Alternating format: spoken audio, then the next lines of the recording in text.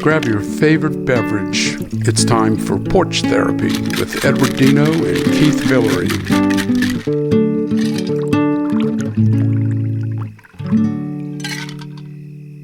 Well, we're back on the porch, Edward.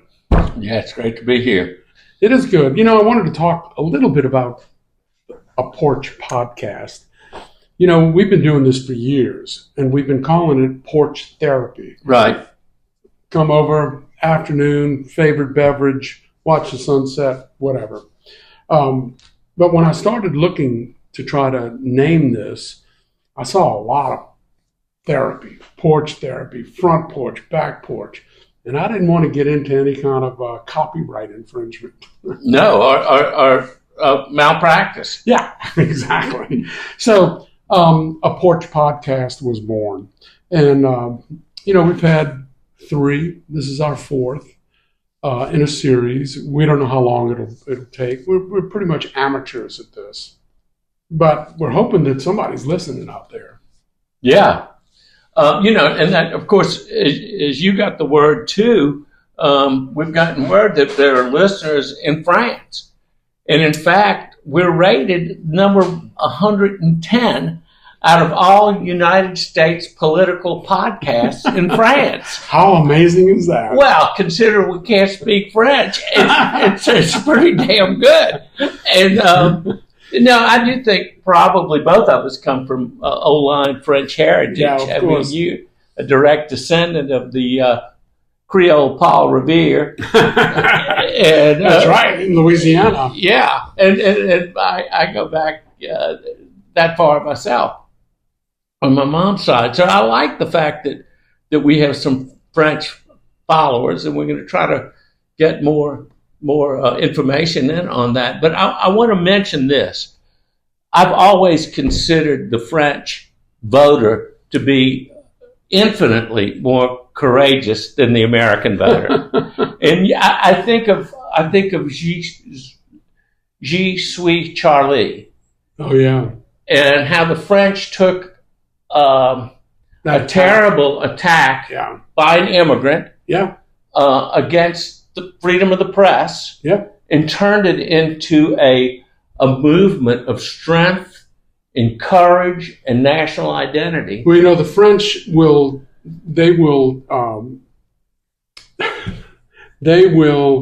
protest at the drop of a hat. Yeah, oh yeah. And they will have the Latinos don't take the hint from the French and have a big protest and just stop going to work.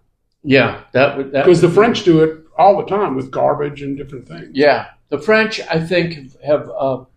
I think, like I said, that their voters tend to be more courageous. They have suffered more violent attacks by immigrants than the U.S. have, but they did not go the way that we went. They voted Le Pen. They didn't vote for Le Pen. I mean, right. I mean, they didn't take the bait. Yeah. They stayed strong and courageous. They didn't become fearful of the most weakest elements of society, the immigrants, the trans. They have a lot of immigrants. Yeah, and they haven't been intimidated the way the politicians have been able to intimidate, our voters. It reminds me of the last time that the United States government was furious with France about something. I mean, it happens every now and then. It does. Yeah. And so that's when they... Well, you remember the freedom fries. That's what I was going to say. Yeah. We changed French fries to freedom fries, and Saturday Night Live said, well, the French changed American cheese to idiot cheese. So anyway, I think I'm grateful.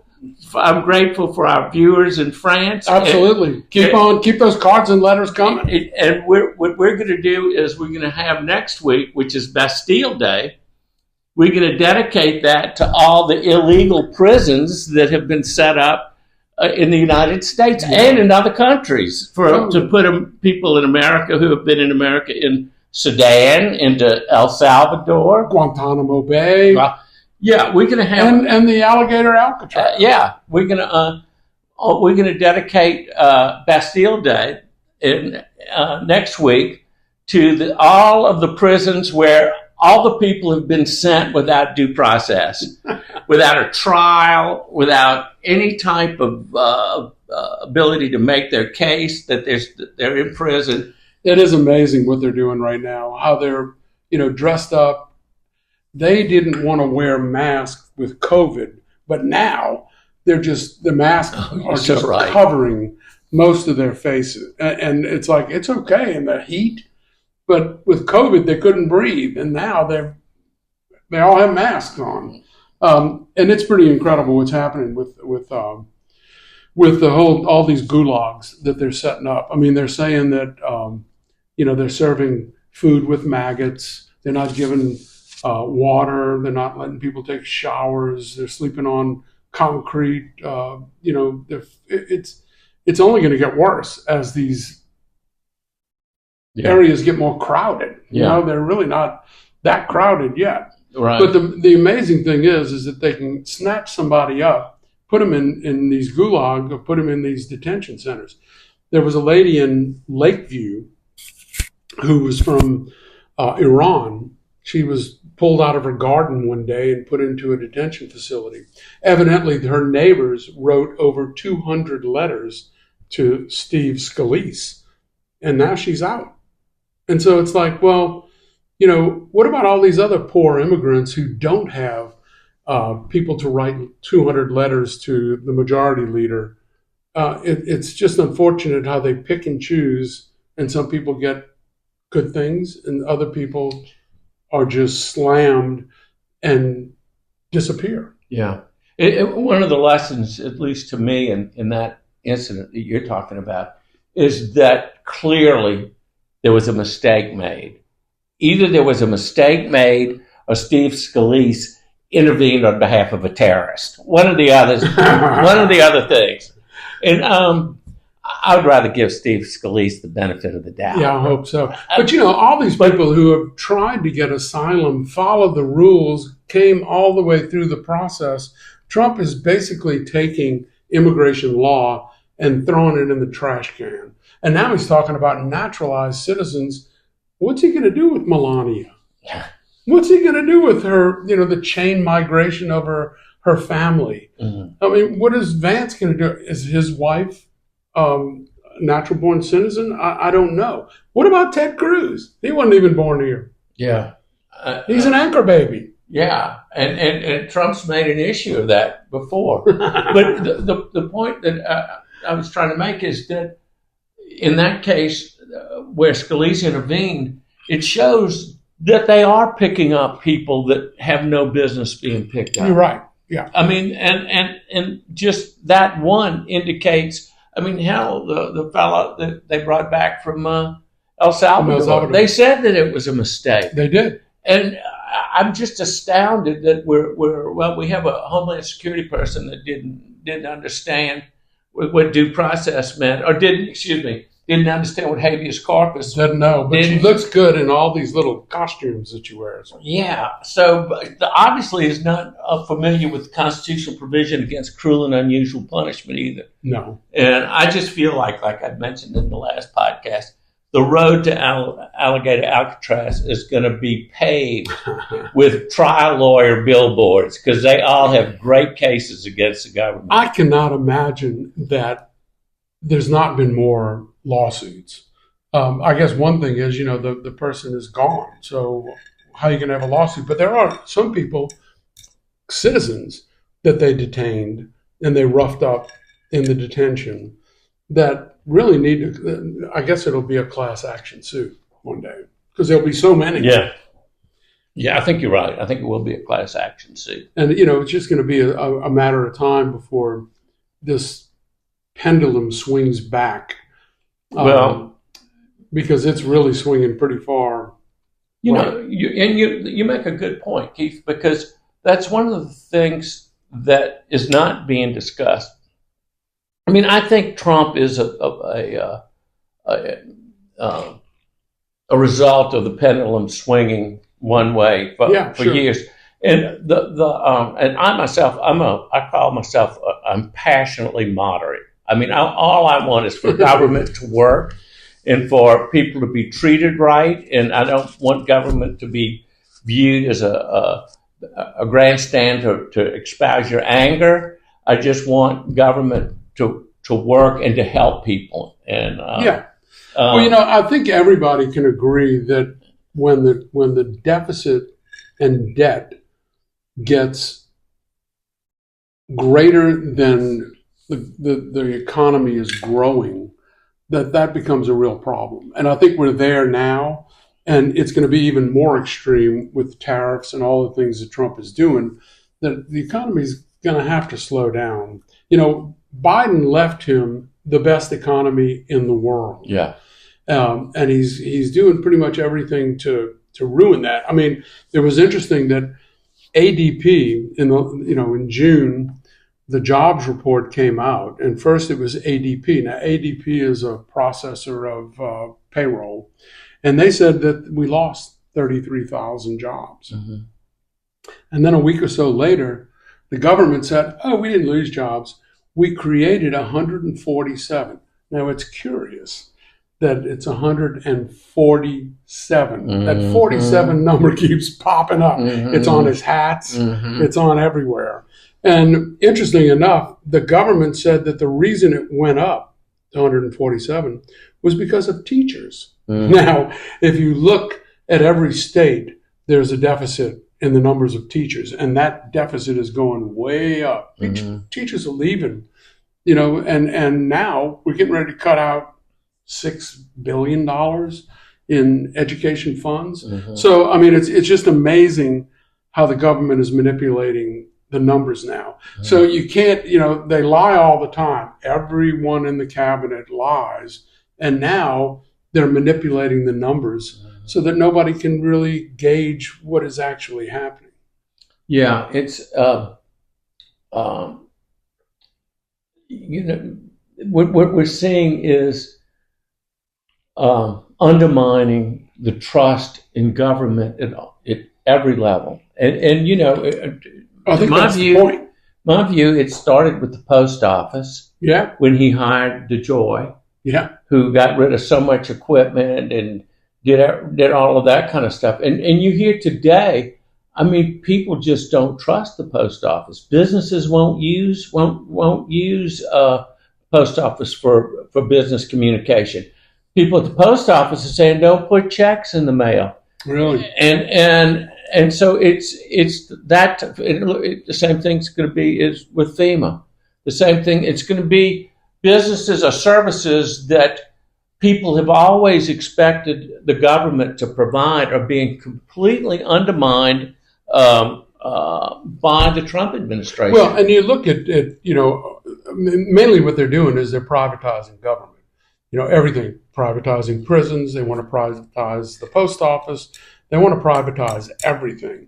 And, when they privatized the war in Iraq, and you had Halliburton that couldn't account for billions and billions of dollars, private companies that couldn't even accommodate, they couldn't account for billions of dollars in taxpayer money. And so I don't know that government is that bad when you compare it to Halliburton and some of those other companies. Oh, well, the figures are that, for instance, Medicare has maybe a third of the administrative costs that private insurance companies have. I mean, it in many ways, even though that's not the myth that's put out about government, in many ways, government's a lot more efficient. Well, and if you look at Medicare Advantage, I mean, United Healthcare, that's just privatizing healthcare. It's like, oh, it sounds good. Well, it sounds good, but it's not. Mm-hmm. Well, I think, as we touched on before, one of the things that you mentioned that has not been brought up is what the blowback's going to be on Trump. Yeah. I mean, you're going to have, and you're beginning to see it now, the kind of ultra-left becoming empowered and gaining support in reaction to the stuff that Trump's doing. And I think that can be just as dangerous as what what Trump does. Yeah, you mean it's like in New York with a person who's a communist? Well, I tell you, let's give him a chance, but I don't think things like defunding the police are a good idea. No, I don't think so. And I think that you have that kind of mindset. But I think that was interpreted wrong. I think defunding the police was really just an opportunity to reevaluate how police are trained and how the funding goes. I mean, certainly there was a lot of calls to get rid of ICE, and now ICE is going to be the largest police force in the world. It's bigger than most militaries under the budget that just passed, which is law now. Yeah, but I do think that the reaction to Trump can be just as troublesome as Trump is himself, and that remains to be seen. The fact is, he's not healthy for the operation. Well, I'm waiting to see what happens. We're getting ready. I mean, the midterms are going to show a lot, and people are going to start jockeying for position to see who's going to be Trump's successor. Who's going to be top on the Republican ticket. And I think Marco Rubio is trying to get that the foreign policy experience. And I think he thinks he's in line. And I don't know. I mean, I think what's happening with tariffs all over the world is going to really ruin Marco's chances of being president. But we'll see. Who's going to be Trump's replacement is going to be interesting. Well, I don't know.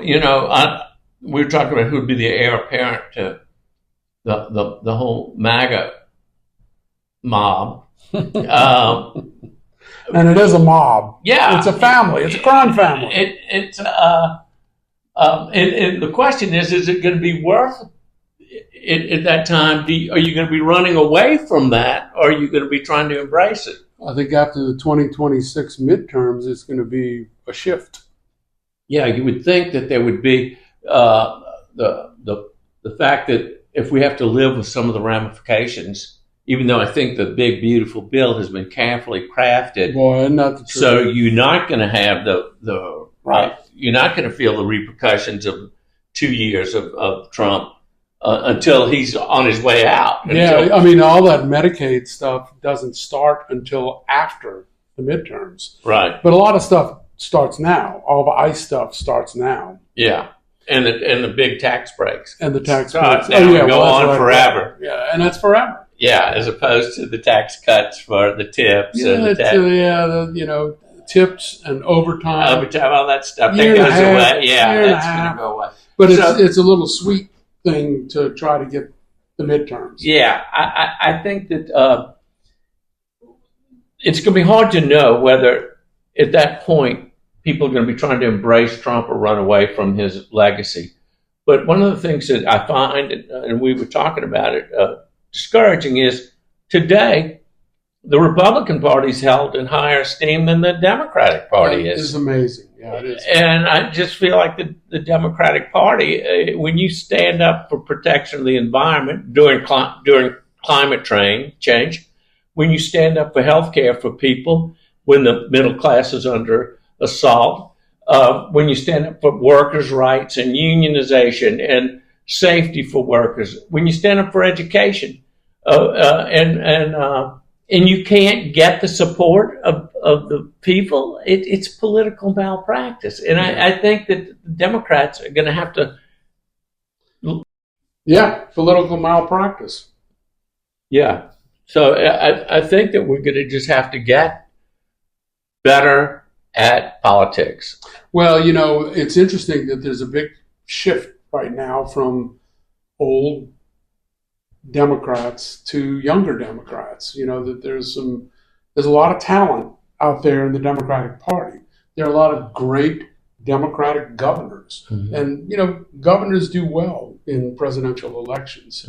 So because they have the experience of running a state, so I think that that's going to be good. But at the same time, they need to change their messaging, and they really need to figure out how to get those workers back on their side. I saw yesterday that the leaders that have been held in high esteem by the American public, number one is Jimmy Carter. I mean, and when you take the top five, they're all Democrats. Of course. So, I mean, Democrats look great in the rearview mirror. Yeah, and somehow you can't interpret that, or people can't project and understand, well, wait a minute, these are the people that we like. Why don't we vote for them? Exactly. And, it's interesting that AI, I think if you ask any AI, Grok included, Chat GPT, what they think of Trump, they're going to tell you that Trump is the worst president. Historians all say that. Yeah, but I mean, even all these AI things are going to say that. Yeah. It's going to be, it's not even going to be close. But what are we going to do, right now? And it's interesting that, one of the things we're doing with this podcast is just to talk about this so that people can understand there's got to be another way forward than what we're doing right now. Mm-hmm. And I think the 2026 election is going to really show, hopefully. Keith, you and I just a few weeks ago spoke at a surprisingly large gathering at the anti-Kings, no Kings rally in the most small town, most reddest parish in a red state. And there were between 500 and 1,000 people there. And, the message that we both spoke about was everybody's got to check in and do something. And everybody has to vote and run for office. There are a lot of times that people there's not a chance to vote for anybody other than a MAGA. I mean, we have Steve Scalise.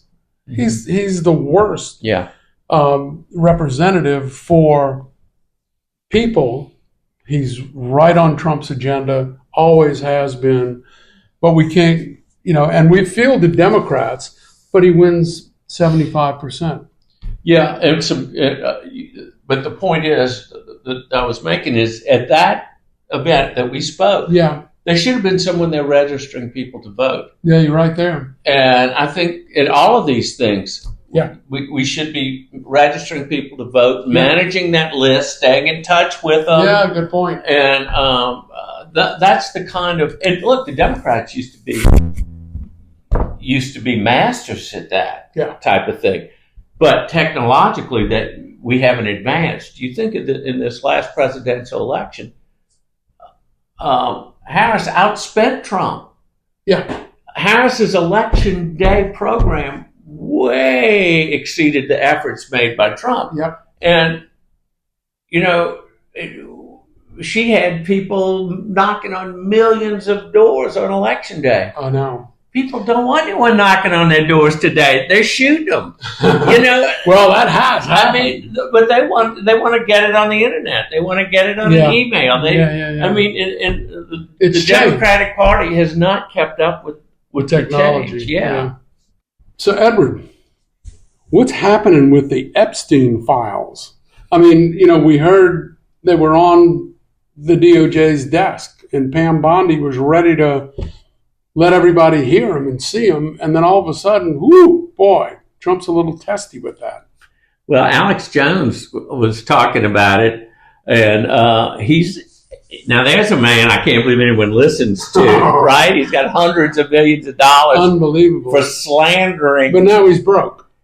Supposedly. Yeah. But he slandered the kids that were killed at Sandy Hook. I mean, how do you get lower than that? But anyway, people listen to him. He's got a certain crash. And he's not sure whether Trump's playing this to keep the deep state under control or whether Trump's just overwhelmed and doesn't know what to do with it. Well, I think he's overwhelmed and doesn't know what to do with it. But he's had to tell Bondi and the FBI, look, Steve Bannon, Musk says Steve Bannon appears in the documents. Oh, my God. Oh, my God. Isn't that unbelievable? It's kind of gross. But, yeah, I stand in awe of the fact that the MAGA people are fine with no due process. They're fine with the president taking away all the powers from from government. They're fine with switching sides in the middle of a war and going from Ukraine to Russia. They're fine with blowing up the most successful military alliance in the history of the world, NATO. That doesn't give them any problems. But get a little sex involved. That always seems to stir up the Republicans. Yeah, you're right. Well, it's amazing that they had it, and everybody's talking about it. I mean, the FBI director said, we're going to put it all out, and everybody's going to see who was on that client list, and now there's no client list. Yeah, isn't that something? It's amazing. It's funny that Elon has jumped into that by saying that Trump's on the list, and now Bannon's on the list. Oh my God! I mean, Musk, he went off his meds, and I mean, I don't think they'll let him near the president with a chainsaw anymore. I don't think he is. I don't think he's wearing any more hats. It's amazing. This is a zoo. I mean, this is just. It's funny. It's a zoo. I mean, it's pretty funny, and it is, and it's sloppy. It's sloppy. It's incompetent. They let out the video of Epstein in jail. It was a video of his jail cell. Yeah. But there was 1 minute gone from the video. It's like, Rosemary Woods. I mean, why not cut out the end of the video instead of just cutting a minute out of the middle? It's it's interesting because Elon Musk questioned Trump's credibility, demanding he release the Epstein files. How can people be expected to have faith in Trump if he won't release the Epstein files? Yeah, isn't that astounding? It is. That's going to be the measure.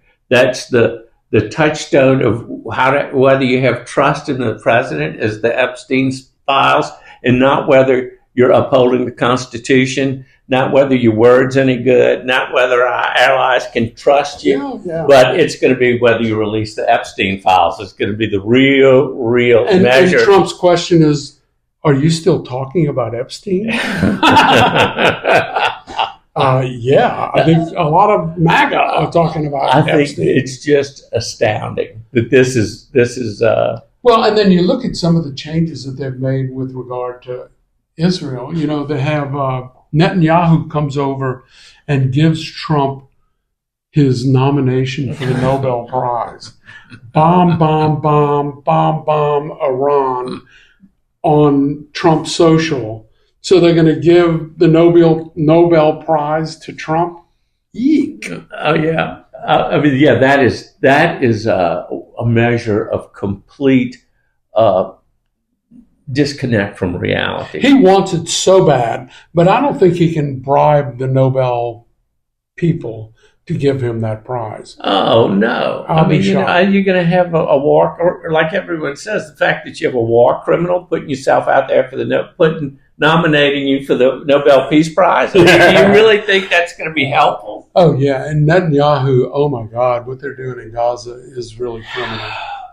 But it's interesting because now Trump is sending arms to Ukraine. Mm-hmm. And now Trump is criticizing Putin because Putin isn't Trump's bitch anymore. I don't think he ever was. Well, of course not. I mean, of course not. But the thing is, the real crazy thing about this is that Hegseth, without knowledge of authority, without knowledge of the president, cut off arms to our ally in the middle of a war. And not only that, it was the third time he's done that. It's amazing that he's still in office.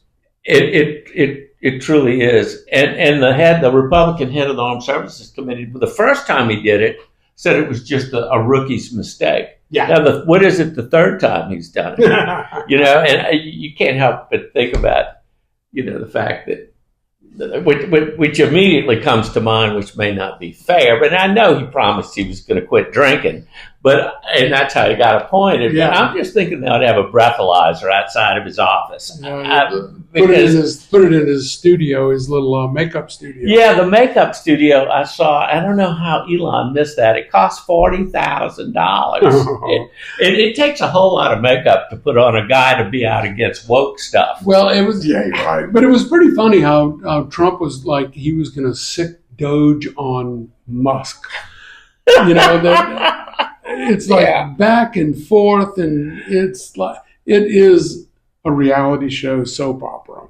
This guy Hegseth is just astounding. It's amazing. Well, I mean, he wasn't even on he was on the weekend Fox with Friends. He wasn't on the real Fox with Friends. Yeah. The thing that was talked about is when he was asked that question at a news conference yesterday about how that happened. And he asked the reporter, "You tell me." Okay. And people took that as to be like very disrespectful to the reporter and all that. I took it a different way. I took it as a way that Trump is so